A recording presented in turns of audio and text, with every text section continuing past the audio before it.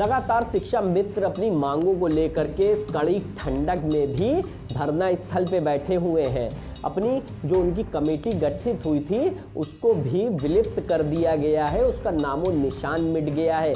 कहीं ना कहीं सरकार उनकी मांगों को अनदेखा कर रही है और जो वहाँ पे अपनी मांगों को लेकर के लाखों की तादाद में शिक्षा मित्र डटे हुए कहीं ना कहीं सरकार से लगातार उम्मीद भी कर रहे हैं। इस कड़ाके की ठंड में ना अलाव की व्यवस्था है, ना पीने का पानी है, ना अन्य कोई भी सुविधा मुहैया करा रहा है प्रशासन वहाँ पे। तो देखिए हमारे संवाददाता विक्रम की एक रिपोर्ट। इलेक्ट्रॉनिक मीडिया के माध्यम से, प्रिंट मीडिया के माध्यम से जहाँ तक भी मेरी आवाज सुन जा रही है और जितने भी प्रशासनिक अधिकारी सुन रहे हैं मेरी बात को, वो माननीय मुख्यमंत्री तक मेरी बात को पहुँचाने का कार्य करेंगे कि आने वाली कैबिनेट बैठक में यदि शिक्षा मित्रों के भविष्य की घोषणा नहीं की जाती है तब उत्तर प्रदेश का 1,72,000 परिवार इको गार्डन में बैठकर हाथ पे खड़े नहीं बैठेगा। अब वो छीनने का काम करेगा और दोनों के निकलने का काम करेगा, क्योंकि हर चीज की एक सीमा होती है। लगातार 260 दिनों से उत्तर प्रदेश की सरकार से जिस प्रकार लोकतांत्रिक तरीके से आंदोलन किया जाता है उस प्रकार से हमारी बड़ी बहन ने कर करके उत्तर प्रदेश के सभी बुद्धिजीवों को ये विचार करने के लिए मजबूर कर दिया है कि गांधीवादी तरीके से किया गया आंदोलन यदि विफल होता है तो ये लोकतंत्र की हत्या है कि 1,72,000 परिवार लगातार अपनी जीविका के लिए इस भीषण ठंड में इको गार्डन में बैठकर माननीय मुख्यमंत्री जी से लगातार गुहार लगा रहे हैं कि माननीय मुख्यमंत्री जी अब चूल्हेबाजी का समय नहीं बचा है, आप तत्काल प्रभाव से हमारी घोषणा कीजिए।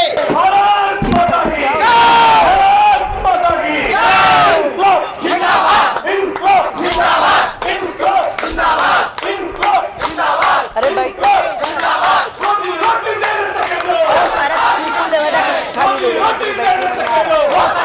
तो देख रहे होंगे इस समय आप स्क्रीन पे कि किस तरह से शिक्षा मित्र कई महीनों से पिछले 10 से 12 महीने बीत चुके हैं, लेकिन अभी तक किसी तरह की कोई कार्रवाई नहीं हुई। जैसे कि स्क्रीन पे आप देख रहे होंगे आम शिक्षक शिक्षा मित्र, जैसे कि ये आप देख रहे होंगे कि महिला है उमा देवी हैं जो पिछले 10 महीनों से लड़ाई लड़ रही हैं इन लोगों की और कितने तरह के आंदोलन अभी तक कर चुके हैं। आइए हम बात करेंगे इनके अध्यक्ष से कि किस तरह से अभी तक क्या हुआ है इन लोगों में और किस तरह की कार्रवाई हुई है या क्या होना है या नहीं होना है शिक्षा मित्रों की तरफ से।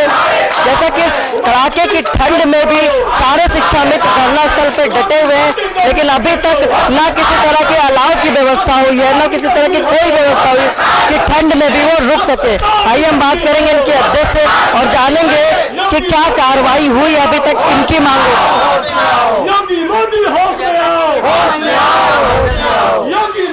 आज 259 दिन हो गए और धरना अनवरत में 18 मई से लगाई हूँ।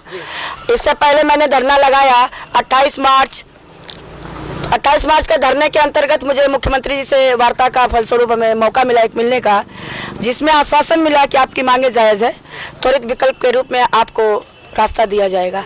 और आज तक अभी तक कोई रिजल्ट पॉजिटिव हाथ में नहीं आया है। जिस तरह से कड़ाके की ठंड हो चुकी है, किस तरह से आप लोग यहाँ रुकते हैं? जैसा कि 7-8 दिनों से भारी संख्या में सारे शिक्षा मित्र यहाँ मौजूद हैं, तो क्या व्यवस्था होती है आप लोगों की? भाई कोई व्यवस्था नहीं है, पैसे तो है नहीं, आप अच्छे से जान रहे हैं। सारे मुसीबतों का पहाड़ शिक्षा मित्र परिवार पे आज टूटा पड़ा है जब से समायोजन 25 जुलाई 2017 से निरस्त हुआ है। उसके बाद से किसी भी शिक्षा मित्र के घर में सुख की रोटी किसी ने नहीं खाई होगी। हर पल उसका आंसुओं के खून निकले होंगे। अब वह खून आज पूरी धरातल को भर रहा है, जहाँ पूरा विश्व हमें समर्थन देके पूरे विश्व ने एहसास कराया बीजेपी गवर्नमेंट को कि एक बेटी अगर पेट की रोटी मांग रही है उस मैदान से तो बीजेपी गवर्नमेंट अपनी कट्टरता को बंद कर दे। और न्यायिक भाव से मैंने जो यहाँ पे शुरुआत किया नियमानुसार, उस नियमानुसार मैंने उनसे एक ही आवाज उठाई, जिस समय 101 ब्राह्मण भाई जनेऊ त्याग किए और सुहागिन बहनें विधवा बनी। विधवा बनने के बाद हाई पावर कमेटी का गठन हुआ। उस कमेटी के गठन में निर्णायक मोड़ आया। मैंने एकमात्र मांग उठाई अनुसूची 9 की।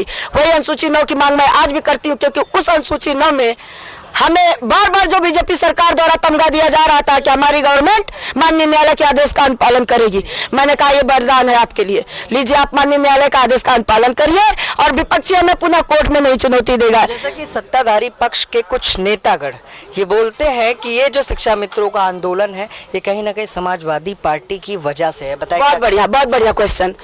समाजवादी ही नहीं, पूरा विश्ववादी कहिए। अब शिक्षा मित्र परिवार की लड़ाई विश्ववादी हो चुकी है। एक किसी पार्टी विशेष या वर्ग या समाज या बिरादरी या जाति का नाम देना अनुचित होगा। उचित यही है कि शिक्षा मित्र परिवार की लड़ाई पूरे विश्व की लड़ाई बन चुकी है।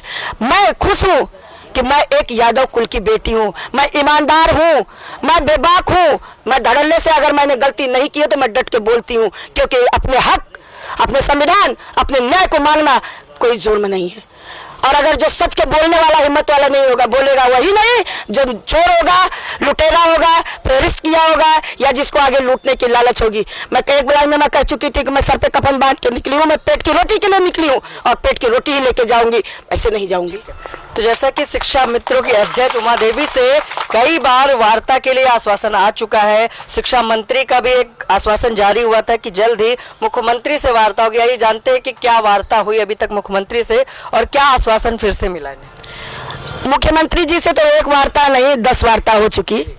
प्रधानमंत्री जी क्या भी मेरी पूरी उतनी ही बात रही, एमएचआरडी मंत्री जी क्या भी वही रही, और पहले हमारे पूर्व की शिक्षा मंत्री थी केंद्रीय स्मृति ईरानी जी से भी मेरी वार्ता वही रही।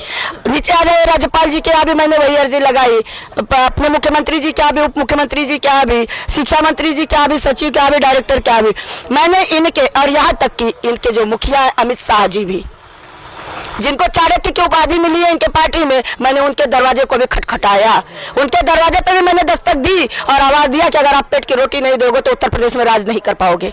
आपका गुजरात नहीं है, आपका वहाँ बिजनेस चलता है, यहाँ बिजनेस है, यहाँ खेती है, खेती है, किसानों के बच्चे हैं, जिन बच्चों ने 20 साल सेवा दिया उन स्कूलों को जहाँ पे बंजर था, वीरान था, उस खेती को लहलाया। यानी 400-500 बच्चों का जिस विद्यालय बंद हो चुके थे उन विद्यालयों को शिक्षा मित्र परिवार ने खोल करके आज भी खोलने का काम करते हैं, वो परिवार का वादा निभाते हैं। तो वो खेती आपके बूते का हो तो खाली 5 जिला नक्सलवादी बेल्ट है, सोनभद्र, चकिया चंदौली, मिर्जापुर, गाजीपुर, बलिया, भेजिए अपने योग्य लोगों को और खुलवा के देखिए विद्यालय।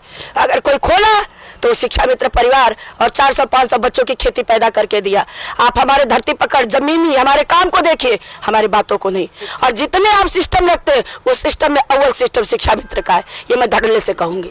तो जैसे कि आप देख रहे होंगे कि ये भी जानते होंगे कि किस तरह से शिक्षा मित्रों का जो गठन हुआ था वो कहीं ना कहीं भाजपा सरकार की ही देन थी। और जब सपा सरकार आई तो उसने जिस तरह से इनको दिया कि 40,000 रुपये मंथली देने की बात कही और दिया, लेकिन आज जब उत्तर प्रदेश में सरकार बीजेपी गवर्नमेंट की आई तो उन्होंने उनका जो वेतनमान था वो 10,000 कर दिया, जिसकी वजह से सारे शिक्षा मित्रों का धरना पिछले 12 महीनों से लगातार जारी है। लेकिन अभी तक सिर्फ और सिर्फ मिला है इनको आश्वासन। जैसा कि आप सभी जानते हैं ठंड का मौसम है और किस तरह से सारे शिक्षा मित्र यहाँ मौजूद हैं, किस तरह से यहाँ रुकते हैं, ये जानते हैं कि इस कड़ाके के ठंड में वो किस तरह से अपने घर परिवार को छोड़ के यहाँ रहते हैं। मैम क्या नाम है आपका? श्री रेणु यादव। तो ये बताइए कड़ाके की ठंड में आप लोग किस तरह से यहाँ पे? सर हम लोग चाहे जैसे हम लोगों की मांग पूरी होनी चाहिए, इसीलिए हम लोग बैठे हैं। जब तक मेरी मांगे नहीं पूरी होगी तब तक हम लोग धरने से नहीं जाएंगे। तो मैम क्या नाम है आपका? गायत्री वर्मा। तो ये बताइए जैसा कि इस कड़ाके की ठंड में किस तरह की व्यवस्था? किसी तरह से सर कोई व्यवस्था सरकार की तरफ से सर कोई व्यवस्था नहीं है। हम लोग यहीं सिकुड़े बटुरे हुए किसी तरह से अपने रात को व्यतीत कर रहे हैं। अपने बच्चों को भी साथ में लेकर हम लोग आए हैं यहाँ। इस तरह की अलाव की व्यवस्था कोई व्यवस्था नहीं सरकार। तो जैसा कि और लोगों से भी जानते हैं और उनसे पूछते हैं कि इस कड़ाके की ठंड में किस तरह की व्यवस्था है, क्या अलाव की व्यवस्था कराई गई है यहाँ पर? मैडम क्या नाम है आपका? मेरा नाम गीता कोहली है, मैं जिला रामपुर से आई हूँ। क्या कहेंगे इस कड़ाके की ठंड में? बहुत 9-10 महीने हो चुके हैं, तो क्या कहेंगे जैसा कि कोई व्यवस्था नहीं है? कोई भी यहाँ पे सरकार ने हमारे लिए कोई भी व्यवस्था नहीं की है, ना ही आग का कोई व्यवस्था की है और ना ही यहाँ पे रहने की कोई व्यवस्था है, ना खाने पीने की कोई व्यवस्था नहीं है। जैसे भी है हम अपने आप और रात कब तक डटे रहेंगे आप? जब तक हमारी मांगे पूरी नहीं हो जाती, हम जब तक यहीं धरने पे बैठे हैं और बैठे ही रहेंगे। क्या नाम है? जगदीप कौर। तो क्या कहेंगे, जैसा कि पिछले 10-11 महीने हो चुके हैं जी। आप लोगों को इस प्रदर्शन को करते करते, कई बार सरकार ने आश्वासन दिए और इस कड़ाके की ठंड में आप लोग डटे हुए हैं पिछले 7-8 दिनों से लगातार, तो क्या कहेंगे? मैं तो सरकार से यही कहूँगी, जो हमारा मान सम्मान है, जी। जो हमारा मान सम्मान उन्होंने वापस ले लिया, वो हमें लौटा दें। हम अपने समाज में इज्जत के साथ रहें और तब तक नहीं हिलेंगे जब तक वो हमारा मान सम्मान वापस नहीं करेंगे। तो आइए अब हम जानेंगे कि किस तरह की सरकार इन लोगों से ड्यूटी भी लेती है। क्या नाम है आपका? मेरा नाम शिक्षा मित्र हैं आप, उनके परिवार से? नहीं पिता हूँ। पिता हैं। तो क्या कहेंगे आप? मैं ये कहूँ, मैं राधा चंद्रपुरा जी। और क्षेत्र सरीला, जनपद हमीरपुर। तो ये सब जैसे टोपी ओपी आपने लगाई है, कि ठंड लग रही है? सर्दी लग रही है। तो कोई मेरी अलाव की व्यवस्था है या कहीं आग वाग जलती कुछ नहीं है, इसके नीचे पड़े रहते हैं ठंड में ज्यादा। के नीचे। तो आइए अब हम जानेंगे कि शिक्षा मित्रों से किस तरीके का काम लिया जाता था जैसा कि सरकार बनने के बाद, और किस तरह से इनका इस्तेमाल भी किया सरकारों ने। सर क्या नाम है आपका? सर रविंद्र चौधरी। हम ये जानना चाहेंगे कि शिक्षा मित्रों से क्या क्या काम लिए जाते हैं? सर कोई ऐसा काम नहीं है जो न लिया जाए, जैसे बाल गणना हो, पशु गणना हो, पल्स पोलियो हो, जनगणना हो। हमको तो लगता है अभी तरीके के काम लिए जाते हैं। जैसा कि अभी आपने जाना कि किस तरह से प्रदेश की सरकारें, जो भी सत्ताधारी सरकार आती है, शिक्षा मित्रों का किस तरह से इस्तेमाल करती है, लेकिन जब देने की बात आती है तो कहीं ना कहीं उनको सिर्फ और सिर्फ मिलता है एक आश्वासन। आइए और शिक्षा मित्र साथियों से बात करेंगे कि इस ठंड में किस तरह से धरना जारी है। क्या नाम है? मेरा नाम शिवराज सिंह है, मैं संभल से हूँ। मैं आप मीडिया भाइयों के माध्यम से उत्तर प्रदेश सरकार से पूछना चाहता हूं कि आज हमें समय पर मानदेय नहीं प्राप्त हो रहा है, एरियर प्राप्त नहीं हो रहा है। पूरी तरह से हम नन्हे मुन्ने बच्चों के भविष्य का निर्माण करते हैं। आज हम भूखे पेट हम कैसे नन्हे मुन्ने बच्चों को पढ़ाने का कार्य करें? बताएं किस किस तरीके की ड्यूटी आप लोगों से? हमारी BLO में ड्यूटी रहती है, हमारी जनगणना में ड्यूटी रहती है। सभी जो काम कोई नहीं कर सकता है, उसके लिए हमने शिक्षा मित्रों को और हमारे शिक्षकों को हमको लगाया जाता है उस कार्य को कराने के लिए। तो जैसा कि BLO की भी ड्यूटी ली जाती है और आप जानते होंगे कि BLO चाहे तो क्या नहीं कर सकता है। हाँ, क्या नाम है आपका? अब्दुल रहमान। क्या कहेंगे आप, जैसा कि पिछले 10-11 महीने से धरना जारी है, इस कड़ाके की ठंड में किस तरह से आप लोग धरना दे रहे हैं, कब तक देंगे? क्या ठंड के मारे किसी की जान नहीं जा सकती? बिल्कुल जा सकती है। ये सरकार बहुत ही तानाशाह है। हम लोग बेबस हैं इस ठंडक में, खुले आसमान के नीचे जो है बैठने के लिए मजबूर है। की भी व्यवस्था नहीं है, कोई व्यवस्था नहीं है, पानी तक की व्यवस्था नहीं है। तो आइए हम जानते हैं, जैसा कि हमने बात की कि इस कड़ाके की ठंड में किस तरह से धरना प्रदर्शन जारी है शिक्षा मित्रों का। हमारे साथ एक महिला और है, उनसे भी पूछेंगे। मैडम क्या नाम है आपका? हमारा नाम अनीता देवी जी। तो जैसा कि ठंड बहुत है, हाँ जी, उनका धरना पिछले 10-11 महीने से चल रहा है जी। तो किस तरह से इस ठंडी में आप यहाँ धरना दे रहे हैं? अरे ठंडी में पूछो नहीं सर, हम रात भर इतनी बिस्तर हमारे पास है नहीं, कम है, उठते भी हैं रात में, जब नींद नहीं आती उठ के बैठ जाते हैं, तो ठंडी लगती है, पूरी तरीके सो नहीं पाते। और हम नारी इतनी बीमार हैं कि 4 बार दिन में दवा खाते हैं और 9 दिन से हमने खाना नहीं खाया है। 9 दिन से खाना नहीं खाया जी, और थोड़ा बहुत कुछ दूसरी चीज खा करके पानी पी के उसके वजह से बिस्कुट खा के पानी पी लेते हैं। क्या बीमार भी हो जाते होंगे इस वजह से? जी वही तो, इसीलिए तो हम धूप में चले गए थे सर। धूप में बैठते हैं, फिर छाए में आ जाते हैं, फिर धूप में जाते हैं, फिर छाए में आ जाते जी।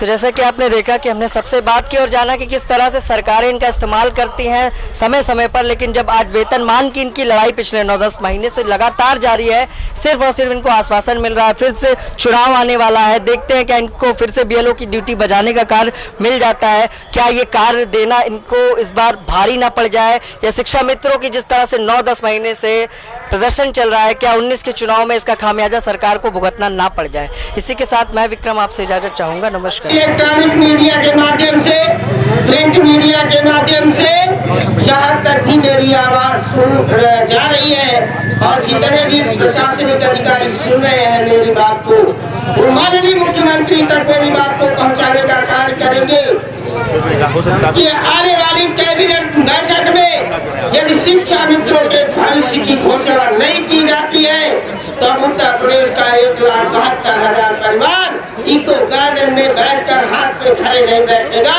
अब वो छीनने का काम करेगा और दोनों के निकलने का काम करेगा, क्योंकि हर चीज की एक सीमा होती है। लगातार 260 दिनों से उत्तर प्रदेश की सरकार से जिस प्रकार लोकतांत्रिक तरीके से आंदोलन किया जाता है, उस प्रकार से हमारी बड़ी बहन ने कर करके उत्तर प्रदेश के सभी बुद्धिजीवों को ये विचार करने के लिए मजबूर कर दिया है कि गांधीवादी तरीके से किया गया आंदोलन यदि विफल होता है तो ये लोकतंत्र की हत्या है कि 1,72,000 परिवार लगातार अपनी जीविका के लिए इस भीषण ठंड में इको गार्डन में बैठकर माननीय मुख्यमंत्री जी से लगातार गुहार लगा रहे हैं कि माननीय मुख्यमंत्री जी अब जुमलेबाजी का समय नहीं बचा है, आप तत्काल प्रभाव से हमारी घोषणा कीजिए। तो आपने देखा लगातार अपने मांगों को लेकर के शिक्षा मित्रों की अध्यक्ष उमा देवी धरने पे बैठी हुई हैं, जिनको पूर्ण बहुमत मिल रही है पूरे देश और विदेशों से। जैसे कि विकलांग बच्चे भी धरने में उनके आकर के बैठ के उनका सहयोग कर रहे हैं कि जब तक कि सरकार आपकी मांगे नहीं मान लेती है हम भी यहाँ से उमा दीदी उठने वाले नहीं हैं। दिव्यांग जन लगातार जब से उनके मोर्चा आर पार के बिगुल का शुरुआत हुई है तब से वह लोग भी धरने पर ही बैठे हुए हैं, लेकिन सरकार जैसा कि हर बार उमा देवी धरना देती हैं, लगातार प्रदर्शन करती है, लेकिन सरकार अनसुना कर देती है। तो इस खबर में आप जरूर बताइएगा कि ये आर पार का बिगुल जो उमा देवी के द्वारा फूका गया है या उमा देवी जो इस धरने पे लगातार बैठी हुई हैं, जहां उनकी ये सारी कोशिशें एक मंजिल पे जाती हुई दिख रही हैं या आपको विफल होती हुई दिख रही हैं, या सरकार इनकी मांगों पर विचार विमर्श करेगी? क्या 2019 के चुनाव में मोदी सरकार को शिक्षा मित्र जवाब देंगे? तो ऐसी खबरों को देखने के लिए हमारे चैनल को तुरंत सब्सक्राइब कर लीजिए। और जैसा कि मैं आपको हमेशा बताता हूं कि हमारा चैनल आपकी खबरों को हमेशा प्रमुखता से दिखाता है, सबसे पहले दिखाता है, जिसके अंदर आंगनवाड़ी, पीआरडी जवान, शिक्षा मित्र, अन्य बहुत सारी मदरसा शिक्षकों की खबर अब आपको दिखाने लगे हैं। तो आपका प्यार ऐसे ही हमारे साथ में बना रहे और इस वीडियो को और शक्तिशाली बनाने के लिए आप शेयर भी कर सकते हैं।